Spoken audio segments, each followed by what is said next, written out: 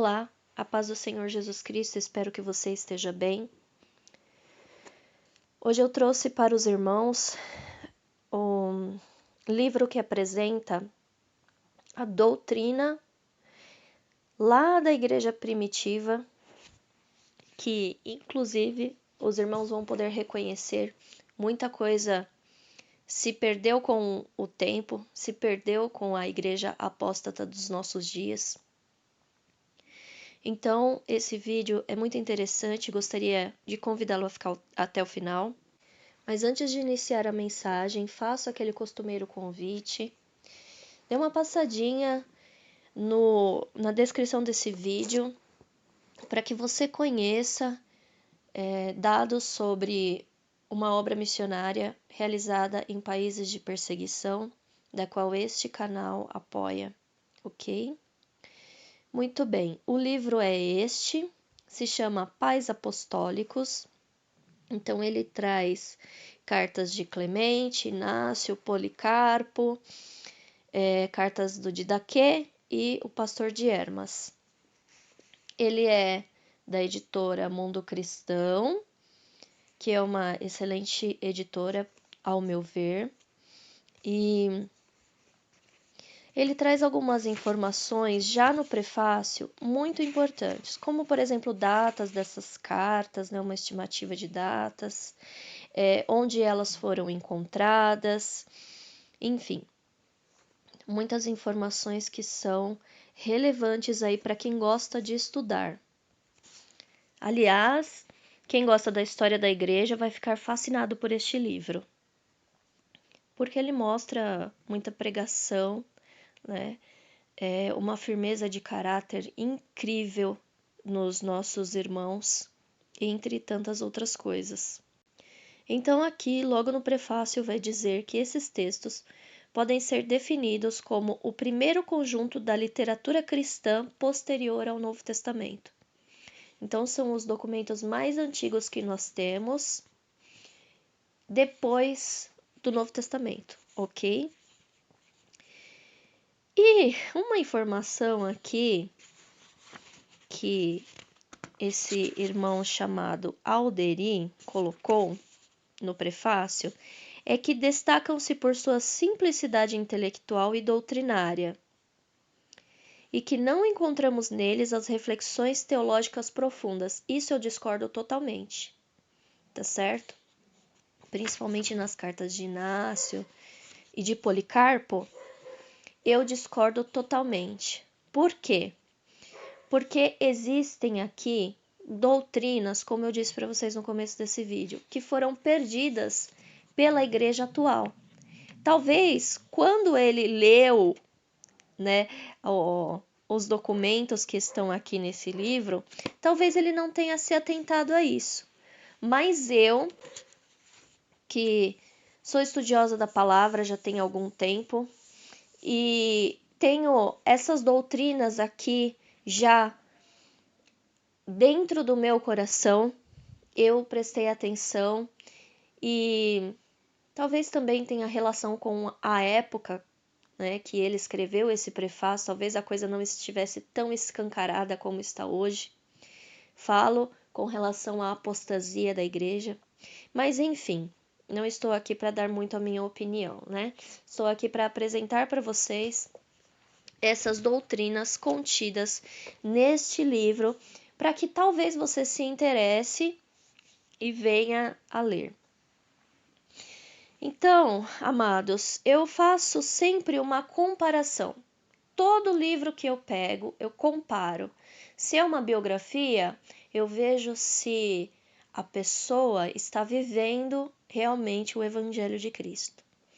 Se é um livro de ensinamento, eu comparo com os ensinamentos bíblicos para ver se realmente é bem fundamentado, se ele é fundamentado em Cristo, se ele é fundamentado na lei. Enfim, faço diversas comparações. E isso é que me traz um resultado da minha avaliação. Então, o que eu posso dizer a respeito desse livro é que ele é uma excelente leitura. Claro que eu gostei mais de algumas partes, e são elas que eu vou citar para vocês, do que de outras, mas que ele não deixa de ser uma excelente leitura para a edificação da nossa fé.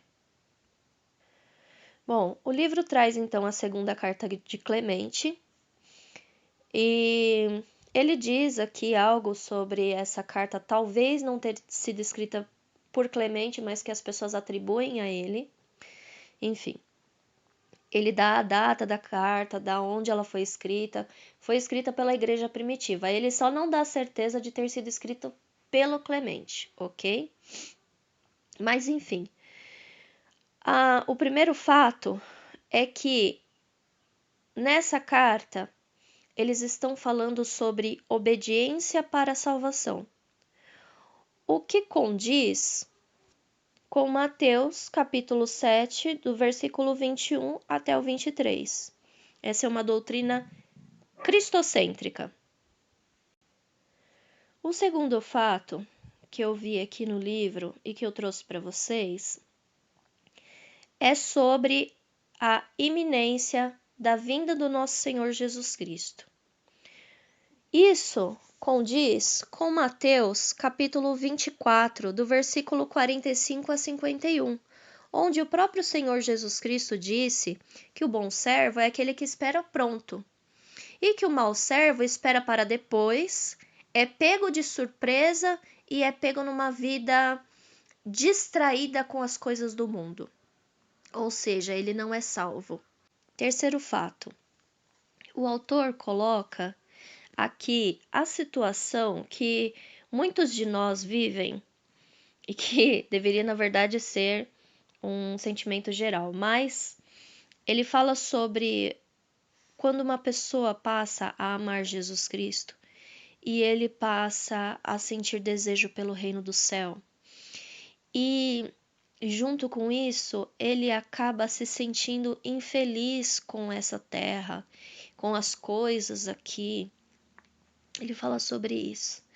E eu vejo aqui uma semelhança incrível com 1 João, capítulo 2, versículo 15, onde o apóstolo João diz para nós claramente que em um coração não cabem dois amores. Ou a pessoa ama Jesus Cristo e o reino de Deus e todas as coisas que compreendem, ou a pessoa ama esse mundo aqui. Em cima do muro não dá para ficar. Agora então nós vamos para a carta de Inácio para os Efésios. Lá ele diz sobre, na verdade ele mostra o quanto ele não amava a sua própria vida. Ele fala a respeito de morrer por Cristo. Ele está para ser sentenciado e ele pede aos irmãos para que não interfiram nisso, para que como eu posso dizer, não intercedam junto ao governo ou para pessoas importantes para que ele seja livrado disso. Ele quer viver aquilo por Cristo. Ele considera algo digno viver aquilo por Cristo. Então, isso eu encontro na palavra em, por exemplo, João capítulo 12, versículo 25. É claro que são muitos textos que falam sobre isso. Até propriamente dito, o apóstolo Paulo fala: eu não tenho a minha vida por preciosa. Enfim, muitos textos, mas eu coloquei aqui como referência João capítulo 12, versículo 25, ok? Esse foi o quarto fato. O quinto fato, então, o quinto e o sexto, na verdade, eles são muito próximos, porque dizem respeito ao mesmo fundamento, que é a ceia. Então, o quinto fato, ele fala sobre, ele incentiva os irmãos a estarem se reunindo com maior frequência, para que possam participar da ceia com maior frequência. O detalhe, irmãos, que vocês precisam saber, que eu não posso deixar passar, é que os nossos irmãos da igreja primitiva, todas as vezes que eles se reuniam, eles faziam a ceia do Senhor Jesus Cristo. E então, Inácio fala: olha, façam com mais frequência a reunião de vocês, porque com a ceia vocês estão firmados, vocês estão fortalecidos para derrotar Satanás. Olha que maravilha! Sexto fato. ele fala sobre a ceia ser a chave para a imortalidade, essa é a palavra que ele usa. E o Senhor Jesus Cristo diz que a ceia é a chave para a vida eterna. Então nós temos aí uma doutrina extraída diretamente da fonte. Ele diz também que a ceia afasta as pessoas da morte, e ele não estava se referindo à morte física, ele estava se referindo à condenação eterna. Então, meus amados, a gente pode ver todas essas coisas lá no Evangelho de João, capítulo 6, do versículo 50 ao 54. O Senhor Jesus Cristo fala tudo isso. Irmãos, tem alguns relatos aqui que são tão importantes, mas tão importantes que eu quero ler para vocês. Um pequeno trechinho. Não vai demorar muito, mas diz assim. Esse é o 7º fato, ok? Ele fala sobre Cristo ser o primeiro da ressurreição. Fala que salvação só acontece depois da crucificação. Isso é uma doutrina que a igreja abomina, que a igreja fala totalmente o contrário. Mas vamos lá, eu vou ler para vocês aqui, está na página 75. Diz assim: através de seu ministério recebemos nossa fé, e por causa dela mantemos nossa posição para nos tornarmos discípulos de Jesus Cristo, nosso único mestre. Como, então, podemos viver sem ele, quando até os profetas, que eram seus discípulos pelo Espírito, o aguardaram como seu mestre? Assim, aquele que acertadamente eles esperavam os ressuscitou dos mortos quando veio a este mundo. Irmãos, aqui é muito claro. Muito claro. Talvez se você não tiver entendido, eu peço que você volte um pouquinho o vídeo, escute de novo. Mas a salvação vem após a cruz. Até mesmo os profetas, que a Bíblia fala que eram luz naquela época, eles foram salvos só a partir da cruz. Isso está em 1 Coríntios, capítulo 15, versículo 20, em outros versículos também, mas eu achei que seria melhor trazer apenas uma referência de cada. 8º fato que os nossos irmãos apontam aqui, que Inácio aponta aqui na carta aos Magnésios, sobre deixar a lei por Cristo. Isso está na página 76. Eu vou ler para vocês porque é uma coisa incrível.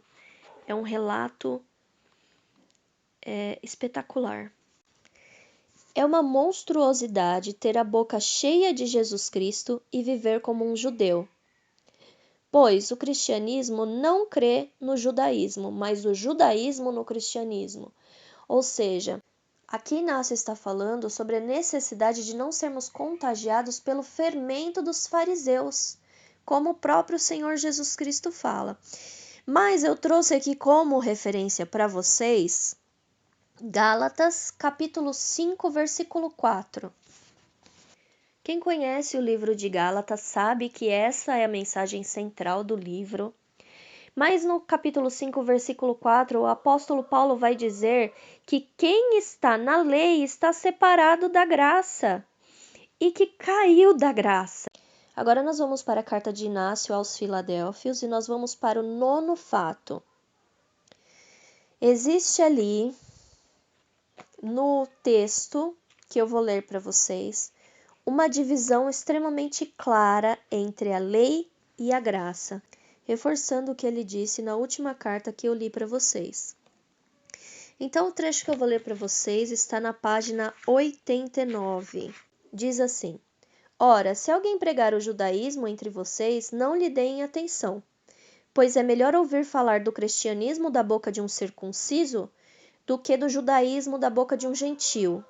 Aqui, Inácio está falando tudo bem um judeu que é circuncidado ter se convertido a Cristo, porque Cristo o recebe, mas não um gentio que crê no Senhor Jesus Cristo, que diz crer no Senhor Jesus Cristo, ser levado pelas doutrinas do judaísmo, que é a lei.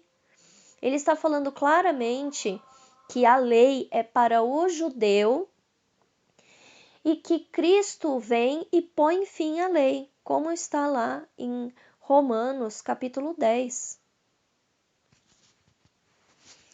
Em Gálatas capítulo 5, versículo 1, o apóstolo Paulo vai dizer assim: olha, se vocês estão firmes na liberdade com que Cristo vos libertou, então não tornem a se meter debaixo do jugo da servidão. E, obviamente, o apóstolo Paulo está falando sobre a lei aqui. Volto a dizer, quem conhece a mensagem do livro de Gálatas sabe que a mensagem central do livro é em relação à graça em oposição da lei, ok? Lembrando que o apóstolo Paulo era o apóstolo dos gentios, né? Assim ele auto se denominava. O 10º fato que eu quero trazer para vocês sobre este livro é sobre o relato do martírio de Policarpo. Talvez os irmãos saibam que muitos livros contam sobre o martírio de Policarpo, né? Livros de historiadores como Eusébio de Cesareia, O Espelho dos Mártires, enfim, são várias obras que contam sobre esse relato. O fato é que neste livro existe a carta de Esmirna para a igreja de Filomélio. E essa carta traz o relato da morte dele, mas não apenas a morte dele em si, mas traz todo o contexto, toda a história, onde tudo começou, quem foi o primeiro mártir antes dele, que sabe, trouxe um fortalecimento para dentro dele, enfim. A carta é a melhor que eu já vi. É o melhor relato que eu já vi a respeito disso. E o 11º fato que eu quero contar para vocês a respeito deste livro é que, assim, essas cartas me trouxeram o sentimento vivo ali de que uns amavam os outros com muita sinceridade e até mesmo uma certa devoção. E isso não é uma coisa pejorativa ou ruim, mas o Senhor Jesus Cristo nos ensina na palavra dele a amar os outros como Cristo nos amou, e Cristo nos amou acima da própria vida. E isso também é relatado pelo apóstolo Paulo lá em Filipenses capítulo 2, versículos 3 e 4 diz assim: Nada façais por contenda ou por vanglória, mas por humildade. Cada um considere os outros superiores a si mesmo. Não atente cada um para o que é propriamente seu, mas cada qual também para o que é dos outros. Então, amados, eu percebo isso que o apóstolo Paulo ensinou nas cartas enviadas de um irmão para outra igreja, ou de um irmão para outro irmão, que é o caso do Policarpo. Enfim, amados, esse era o sentimento que predominava na igreja primitiva, um sentimento que infelizmente hoje nós não vemos, mas que nós precisamos buscar, né? Então é isso. Se você gostou desse vídeo, eu peço encarecidamente que você deixe aí o seu like para nos ajudar. Porque é importante, porque a plataforma entende que essa mensagem é relevante e ela impulsiona através disso, ok? Então deixe seu like, compartilhe, comente essa mensagem, fique aí com essa mensagem no seu coração. Eu espero que tenha edificado tremendamente a sua vida. Deus abençoe a sua vida, Deus abençoe a sua casa. Fica na paz do Senhor Jesus Cristo. Amém.